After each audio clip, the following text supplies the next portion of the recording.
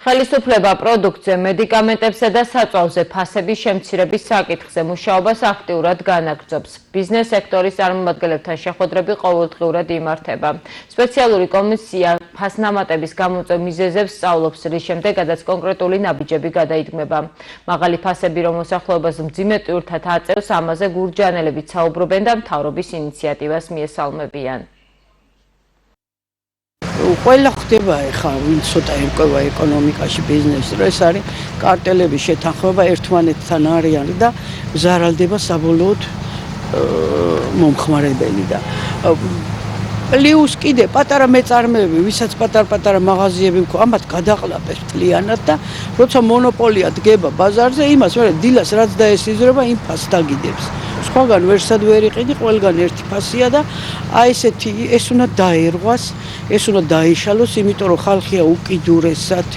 ჩვენ ახლა პენსიაზე 20 ლარი მოგვიმატეს, ახლა ამ კარტელების ფონზე ახლა ეს 20 ლარი საერთოდ არაფერს არ ანიშნავს. ამიტომ უნდა ფასების დარეგულირება და ევროპაშია ჩვენზე დაბა სირცხვილია ბოლო-ბოლო.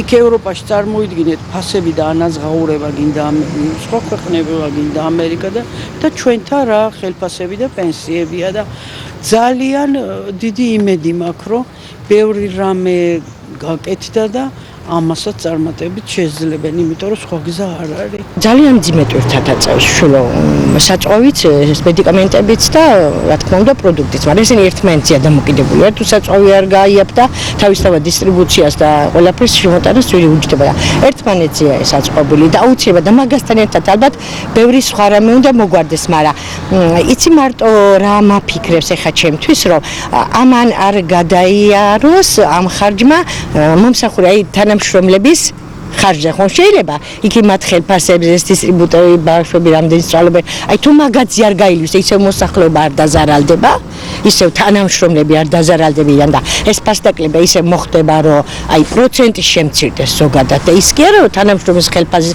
დამლაგების ხელფასის ხარჯი მისასალმებელია მაგრამ თუ მე ვისარგებლე და ვიღაცას დააკლდა ბაღე გამოდის მასა სერვერებში როგორ არ არის შეღავათი იქ ვყიდლობ ვცდილობ რომ შეუხამო ის აქციების დროს და რა ვიცი მაყოფილი ვარ მაგით.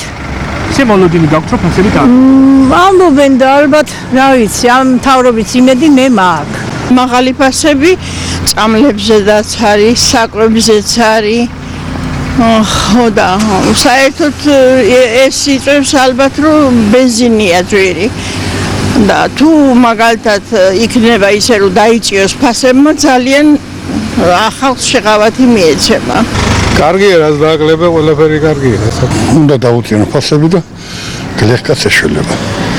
ეს აუცილებელია თუ გააკეთო